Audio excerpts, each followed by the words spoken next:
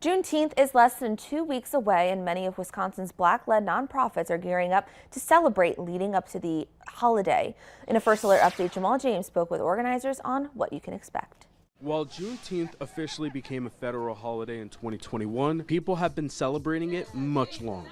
We have been celebrating Juneteenth in Appleton with African Heritage Inc. for about 14 years now. This organization and We All Rise are just two of many nonprofits throughout Wisconsin hosting events to commemorate the emancipation of black slaves in the United States. After the Civil War on June 19, 1865, the Union Army went to Galveston, Texas to let more than 250,000 enslaved Americans know they were free.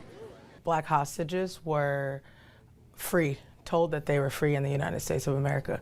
But what Juneteenth really represents for black folks and African American is a day where there was progress towards freedom. And Juneteenth is the day to remember that. African Heritage Incorporated in Appleton and We All Rise in Green Bay have chosen black men as this year's theme, with the holiday so close to Father's Day. We'll be able to highlight the beauty of black men and their contributions in so many different ways.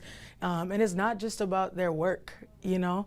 It's about the ways in which they show up for others in their communities, the ways in which they show up for family and for their children. African Heritage Inc. will host their Juneteenth celebration this Sunday at Jones Park, while We All Rise will host their Juneteenth celebration the following week on June 15th at Joannis Park in Green Bay from 12 to 9 p.m. People can enjoy a parade from We All Rise's headquarters to the event, and African Heritage Inc. will have a Black Excellence graduation. That's what I kind of feel like Juneteenth is to me, a big family reunion where we can all gather together, eat good food, support each other, dance, smile. In Appleton, Jamal James, Action 2 News.